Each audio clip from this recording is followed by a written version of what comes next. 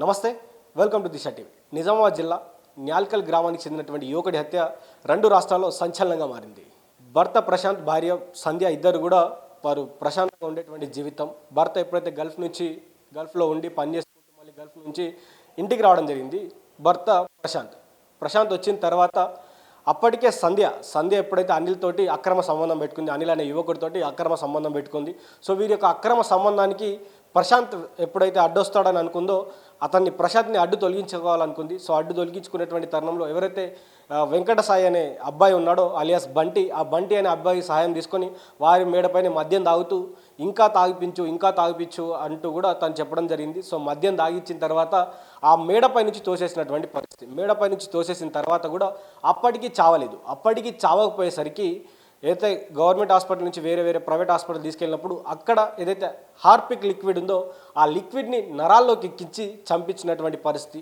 So చంపించిన తర్వాత కూడా ఎవరైతే ఆమె ఉందో ఆమె అప్పటికి నేరం ఒప్పుకోలేదు. కానీ బంటి అనే యువకుడు, ఎవరైతే వెంకట సాయి అనే యువకుడు ఉన్నాడో ఈ బంటి అనే వ్యక్తి మొత్తానికైతే నేరాన్ని ఒప్పుకున్నాడు. తనే తొయ్యమని చెప్పింది, తనే నన్ను ఎలాగో అలా చేసి వాడిని హతమార్చే విధంగా సహాయం చేయాలంటూ కూడా కోరిందంటూ కూడా తాను చెప్పడం జరిగింది. సో చెప్పిన తర్వాత కూడా నేరం ఒప్పుకున్నటువంటి తరుణంలో అటు సంధ్యను, అనిల్ను, ఇటు వెంకట సాయి ఎవరైతే బంటి ఉన్నారో వీరి ముగ్గురిని కూడా అరెస్ట్ చేయడం జరిగింది. సో వీరిని అరెస్ట్ చేసిన తర్వాత కూడా ఒక సంచలనమైనటువంటి ఆడియో కాల్ రికార్డింగ్ కూడా బయటికి రావడం జరిగింది. ఏవైతే వీరు తనని హతమార్చే ముందు మాట్లాడుకున్నటువంటి కాల్ రికార్డింగ్ బయటికి రావడం జరిగింది. ఒకసారి వినేటువంటి ప్రయత్నం చేద్దాం. ఎట్లుడుతుందా ఆడేనొర్రది కాదు వస్తలేదు. అది తాయిపు ఏ టైం అన్నా కానీ అడ్డిచ్చా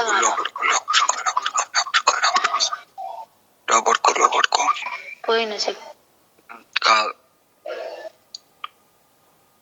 కాదు వేరే వాళ్ళు నాతో మంచిగానే ఉన్నాడు. కాదురా, అరే ఏం చేస్తావు నాకు తెలియదు. మొత్తం డిచ్చ తాయి పండాలి. కిందికి దిగొద్దాడు. నేను కూడా ఆడుకునేది వాడు కిందికి దిగద్దు, ఆడికే తాగిపోయి. నేనేం చేయలే, నాకు కూడా ఆపుతున్నాడు. నేను కూడా ఆడుకోనేది తిండి లేకుండా. నువ్వు నేను చెప్తుంది దాడు పడుకోవాలి. ఏం చేస్తావో నాకు తెలియదు. మీద అట్లే పడుకోవాలి, నాకు తెలియదు. కొద్దిగా ఉండగానే ఇంకా వేరేది తెప్పి, సరేనా? నీ వచ్చింది బాధకి నా సాగు వచ్చింది. అబ్బా ప్లీజ్ రా, నాకు ఇంట్లో కత్తే సావి ఎత్తారా నీ కాళ్ళు మొక్కుతా. కాళ్ళు కూడా నేను కడుగు మార్చుకుని నేను రావుకుంటుంటే నేను అన్ని ఖరాబ్ అయిపోయి. నేను చెప్తుండేంది మొత్తం డిచ్చాలి, అన్ని వండాలి. మీరు ఇంటికి రావద్దు. రైట్. ఇంకా నువ్వు ఇంకా తెప్పి సగం ఉండగా తెప్పి. రైటా? అడైతే కిందికి రావద్దు, నీదే బాధ్యత. రైట్.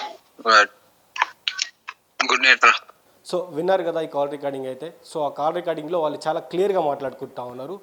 అతని మందు అయిపోకముందే, ఏదైతే మద్యం సేవిస్తూ ఉన్నాడో ఆ మద్యం అయిపోకముందే ఇంకా సగం బాటిల్ ఉండగానే మళ్ళీ తెప్పి కానీ ఆ వ్యక్తి ఎవరైతే ప్రశాంత్ ఉన్నాడో ప్రశాంత్ కిందికి రావద్దంటూ కూడా సంధ్య ఎవరికి చెప్తా ఉంది, వెంకట సాయి అనే అబ్బాయి ఎవరైతే బంటి ఉన్నాడో బంటికి చెప్తా ఉంది, ఎట్టి పరిస్థితుల్లో కిందికి రావద్దు, మద్యం తాగి డిచ్ అయిపోయి అక్కడే పడిపోవాలి, అదే విధంగా ప్లాన్ చేయమంటూ కూడా ఒక పథకం ప్రకారం, ఒక ప్లాన్ ప్రకారం కూడా వారు చేయడం జరిగింది.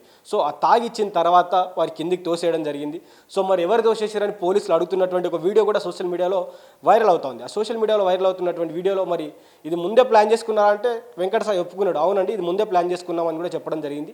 సో ముందే ప్లాన్ చేసుకున్నటువంటి తరుణంలో మరి నువ్వు దోషినావా, సంధ్య దోషిందా, ఎవరు దోషిరా అంటే ఆమె తొయ్యమంటే నేను దోషినా, తను కూడా ఒక చేసింది, తాను కూడా తోసిందంటూ కూడా చెప్పడం జరిగింది. ఒక క్లియర్గా ఒక మర్డర్ ఎట్లా జరిగిందో కూడా వారు చెప్పడం జరిగింది. సో దీంట్లో అనిల్ కూడా ఇన్వాల్వ్ అయి ఉన్నాడు కాబట్టి మరి అనిల్ పాత్ర ఎంతవరకు ఉంది, మరి నిజంగా మరి ఆమె ఇంట్లో కిందికి వస్తే నన్ను బతకనియాడు, చంపేస్తాడు అంటుంది కదా, మరి నిజంగా వాళ్ళ ఇంట్లో అనిల్ ఏమైనా ఉన్నాడనే అనుమానాలు కూడా వ్యక్తం అవుతా ఉన్నాయి. సో అనిల్ ఉన్నా లేకపోయినప్పటికీ అనిల్ని కూడా ఈ కేసు తోటి యాడ్ చేయడం జరిగింది, తనని కూడా అరెస్ట్ చేయడం జరిగింది. సో ముగ్గురిని అరెస్ట్ చేసిన తర్వాత కూడా ఈ ఆడియో కాల్ అనేది బయటికి రావడం జరిగింది. సో మొత్తానికైతే ఒక హార్పిక్ అంటే చాలామంది ఇప్పుడు గతంలో మనం చాలా హత్యలు చూస్తూ ఉన్నాం. మహిళలు ఏ విధంగా హత్యలు చేస్తూ ఉన్నారు, కొండపై నుంచి దోసేయడం కావచ్చు, డ్రమ్ములలో పెట్టడం, కుక్కర్లో పెట్టి, ఇలా చాలా వరుసగా ఒకదాని తర్వాత కూడా వస్తూ ఉంది. సో ఈరోజు కొత్తగా హార్పిక్తో కూడా ఎట్లా చంపేయాలంటూ కూడా ఆమె ఒక కొత్త ఎట్లా మర్డర్ ఎట్లా చేయాలంటే కూడా ఒక కొత్త తరానికి సంబంధించినటువంటి ఒక కొత్త తరమైనటువంటి మర్డర్ ఎట్లా చేయాలనేది కూడా నేర్పించడం జరిగింది వాస్తవానికి చెప్పుకోవాలంటే. ఎందుకంటే మరి తన యొక్క వివాహేతర సంబంధానికి అతను అడ్డొస్తున్నాడని ఎట్లా హతమార్చాలో అట్లా హతమార్చింది.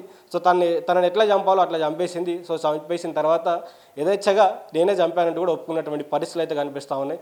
సో చాలామంది కూడా ఆ నిజామాబాద్ జిల్లాలో ఇప్పుడు మాత్రం కొద్దిగా భయానక పరిస్థితులే ఉన్నాయి.